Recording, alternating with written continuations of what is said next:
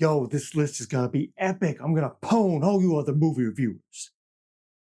No? I'm Rick James, bitch.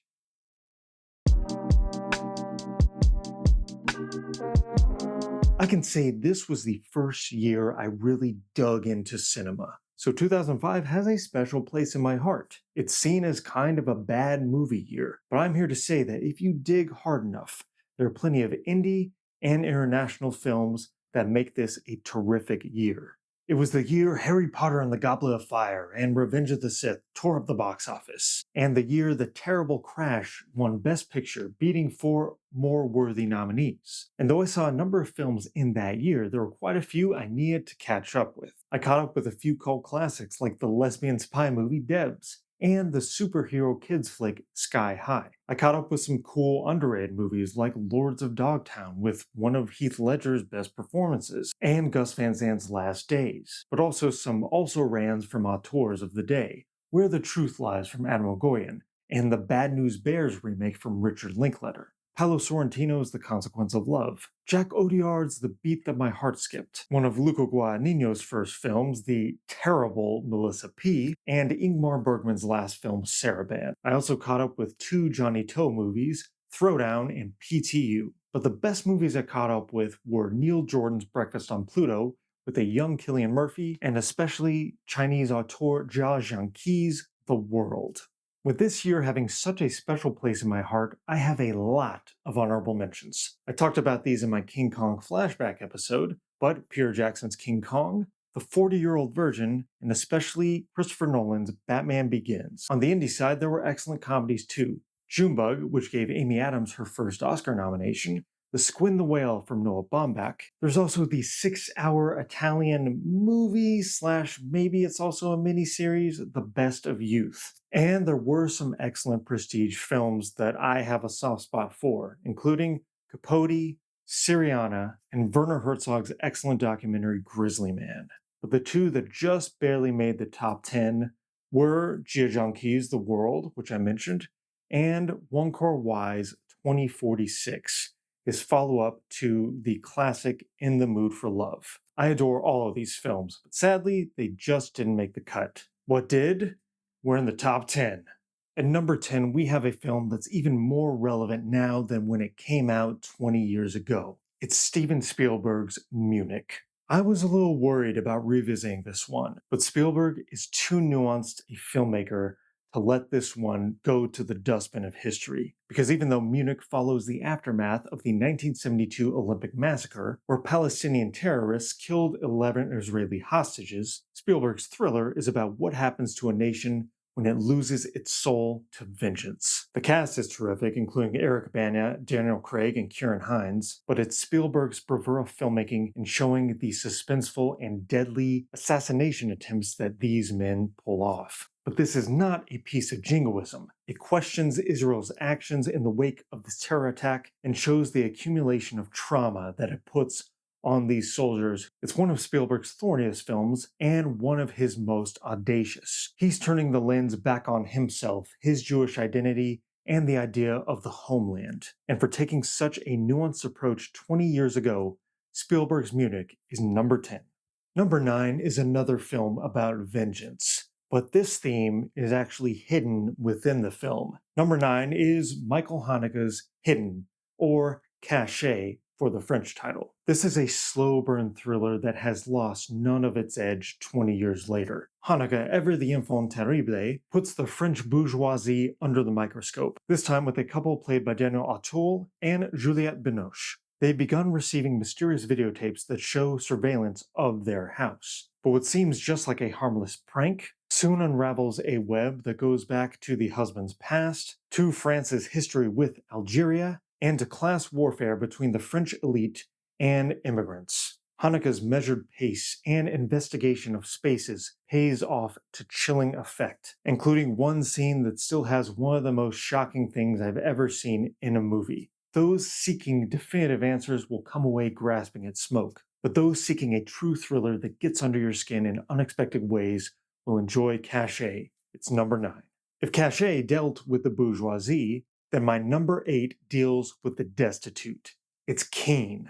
a little-seen indie from director Lodge Kerrigan, produced by Steven Soderbergh, and starring as the title character in a mesmerizing performance, Damian Lewis. He is William Keane, a mentally unstable, possibly schizophrenic man whose daughter was abducted at a subway terminal. Now he wanders the New York streets searching for her, and dividing his time with living out of a motel where he befriends a mother and her daughter, played by Amy Ryan and Abigail Breslin. They form a strong bond, but Kerrigan's close camera, his immersive soundscape, and Lewis's nervy performance signal something foreboding. The film poses tough questions about mental illness, about homelessness, and about surviving in an urban city in modern America. It's a tough and unsparing film that sometimes you have to look away from, but it's still so rewarding 20 years later. If we're talking about rewarding films from 2005, then my number 7 is one of the biggest hidden gems of that year. It's Tommy Lee Jones's directorial debut, The Three Burials of Melquiades Estrada.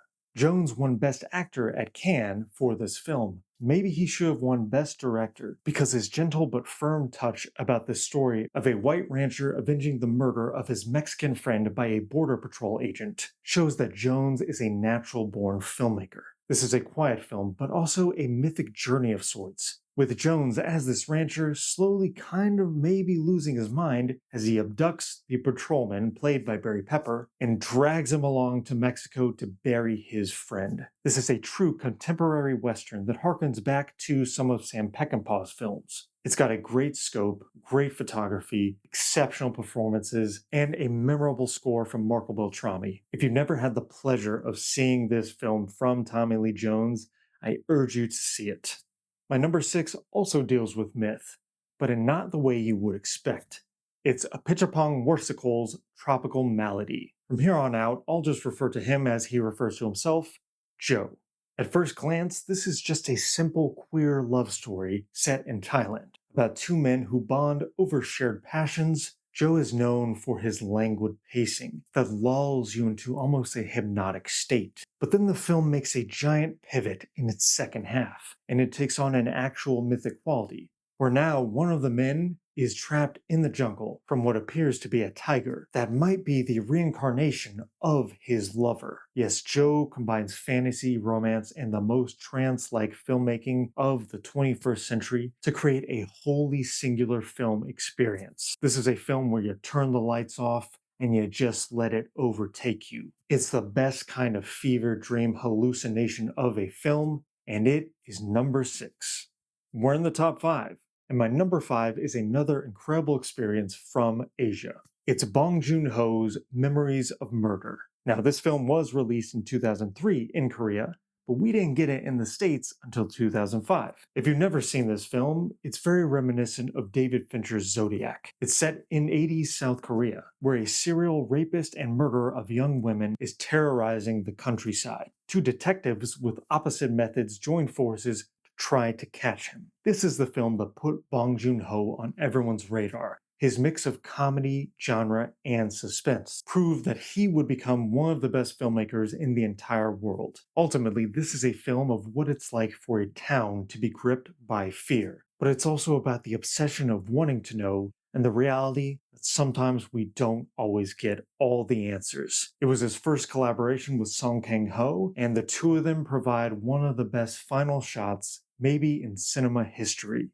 If Memories of Murder is a South Korean film about not getting your answers, then my number 4, Chan-wook Park's Oldboy, is a South Korean film about what happens after you get those answers. Here's another 2003 Korean film that we got in 2005, and I remember renting this one immediately when it hit video shelves. The film, of course, follows Oh Dae-soo, a man imprisoned for 15 years, who's all of a sudden released and goes on a bloody tear of revenge to find out who and why he was abducted. Park, well, he knows a thing or two not just about suspense, but about action filmmaking. And this film's single-take hallway hammer fight is the stuff of legends. But not just that, this is a thriller that actually delivers on its answers when they come. For those who have seen it, the twist ending still blows their mind 20 years later. And for those who haven't seen it, you're in for one of the biggest shockers in film history. The gorgeous visuals, the heartbreaking performances, and the unforgettable ending have lost none of their power. Oldboy is number 4.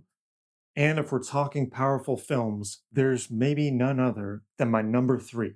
It's Greg Araki's Mysterious Skin. Oh Boy is a film about wanting to forget after you find out the truth, but Mysterious Skin is about wanting to remember, even if that memory is something horrifying. Araki had made a name for himself in the 90s with wild cult classics, but this was his first serious dramatic movie. And he employed two of the best young actors of their generations, Joseph Gordon-Levitt and Brady Corbet. Levitt and Corbet play boys who were both molested by their baseball coach when they were kids. Levitt has dealt with it by becoming a street hustler, while Corbet has repressed that memory and believes that he was abducted by aliens. Araki balances tone so deftly here, at once juggling drama, comedy, kitsch, camp, and the unrelenting reality that pain and suffering like this exists. This is a raw, real, but ultimately cathartic film that really is almost a magic trick in terms of filmmaking. And it's number three.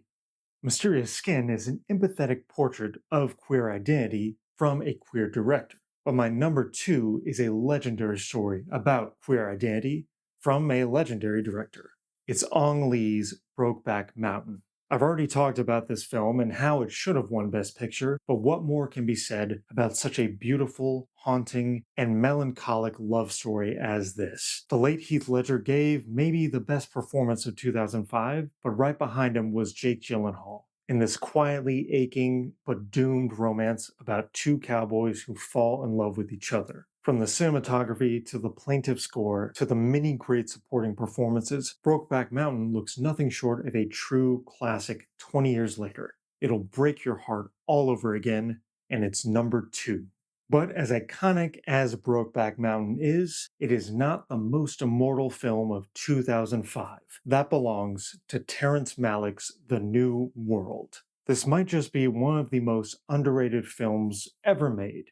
Malick's retelling of the Pocahontas and John Smith romance features none of the Hollywood fluff of past adaptations. He just happens to do it with empathy for both cultures and a lament for the promise of America that wasn't quite fulfilled. The New World splits the difference between Malick's more classical filmmaking of the 70s and his more montage-heavy experimental films of late. Not only do we get amazing floating cinematography from legendary Emmanuel Lubezki, but we get two soulful performances from Colin Farrell as John Smith and Q'orianka Kilcher as Pocahontas. We start to see them as two representations of America. We get a sense of what was lost, not just for Pocahontas and her people, but for the country as a whole. Malick's dreamlike but tactile visuals truly cast a spell here, and I was fortunate enough in early 2006 to catch this in theaters, where I was transported not just by the visuals, the production designer Jack Fisk handles them, and it truly feels like you stepped into Jamestown, but also by the story. A story that starts with John Smith, but ultimately transitions to Pocahontas. It becomes her bittersweet tale of assimilation. I swear, the end of this film never fails to make me cry, to uplift me, to give me that vibration of what an incredible film experience can do. This to me is what cinema is about. Not just telling a beautiful story with beautiful visuals, but leaving you with a beautiful lasting impression of what cinema can evoke and make you feel. If you like this review, please like and subscribe or follow me on Letterboxd at RamirezS316. Oh, thank God I can get rid of this helmet hair. I have no idea how Bieber did it.